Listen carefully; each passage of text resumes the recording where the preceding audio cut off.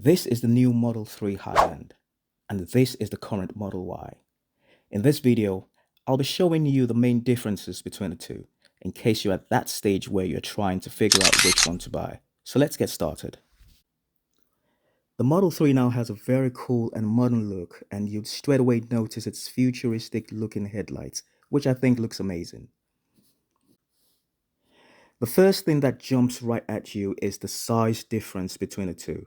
The Model Y is 64 inches in total height and 187 inches in total length, while the Model 3 is 56.7 in total height and 185.8 inches in total length.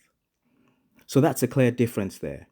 The Model Y is higher and sits higher too, like an SUV, while the Model 3 has more of a sporty feel to it. So one look that Tesla has changed for the new Model 3 Highland is that they've removed the T logo at the back and it's been replaced by the word Tesla. The T logo is still on the back of the Model Y. It definitely looks different, but I'm not still sure about which one I prefer out of the two. This is the boot space for the Model 3, and this is for the Model Y. You can easily tell that Model Y has a much bigger, wider, and deeper boot space. So one of Tesla's unique characteristics is that the front of the car can also be used for luggage, and it's popularly called the frunk, which is, a play with words there, the front and the trunk together. And again, Model Y has it wider and deeper, in short, bigger. Now let's move right into the interior of both cars. And the first thing that's noticeable when you come to the back of the Model 3 is this beautiful entertainment screen, which the Model Y doesn't have. This is a great selling point or a decision sway in favor of the Model 3, in my opinion. I mean, you can control the back temperature, you can watch YouTube or Netflix. And another feature it has that I really think is cool is that you can control the passenger seat right in front of you in case you want more leg room. How cool is that? And speaking of leg room, the Model Y has more leg room at the back than the Model 3. I mean, I'm quite tall, and yes, I sit comfortable in both cars, but the Model Y has more leg room to play around with, if I'm honest. Apart from that, everything else at the back is pretty much roughly the same aesthetically. Now let's have a look at the roof. If you've been inside a Model Y, you'd always notice and appreciate the design of the roof, which is just pure glass all through, from the back to the front. The Model 3 has a slightly different design. If you look closer, you'll see that there's a beam that divides it right in the middle, which I think kind of ruined that seamless flow of glass for me.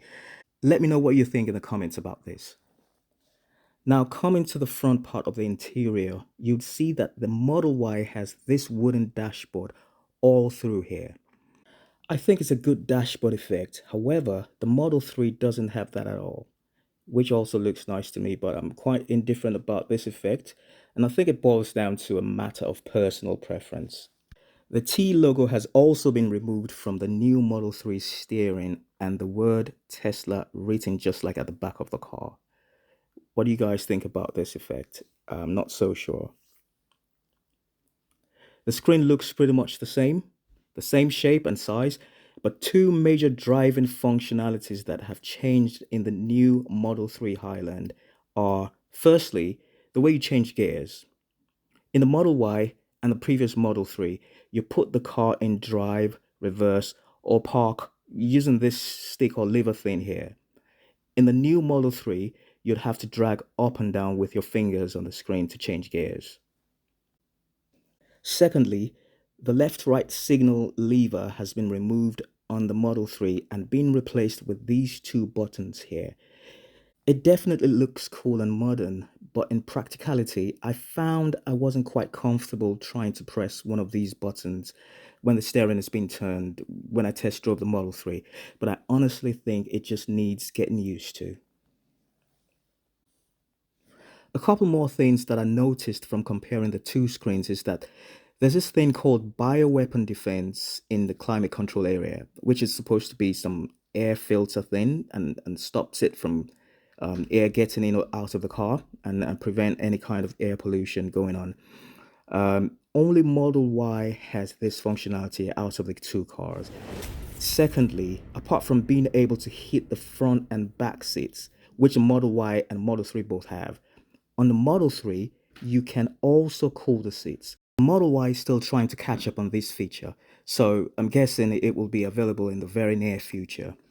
Both cars have great storage compartments, but you'd see a new touch to how the storage compartments closes up. This second sliding cover here is a new feature on the Model 3 Highland, which the Model Y doesn't have. Looking closer into the compartment, you'd find out the Model Y has two USB plug-in points here, and also two at the back. I could only find one in the Model 3. And finally, let's talk about pricing. Model Y is obviously a bigger car, but the Model 3 Highland is a newer car. So how will this impact the prices? As at today, August 24th, 2024, the Model 3 Highland starts from £39,990 for the rear-wheel drive, £49,990 for the long-range all-wheel drive, and £59,990 for the performance all-wheel drive. For the Model Y, it starts from £44,990 for the rear-wheel drive, £52,990 for the long-range all-wheel drive, and £59,990 for the performance all-wheel drive. So that's it, guys. Let me know in the comments if I've missed out anything from comparing these two lovely machines. If you've enjoyed the video and found it useful, do me a favor and subscribe, like, share, all of that. You know the drill. And I'll greatly appreciate it. Thanks, and see you soon.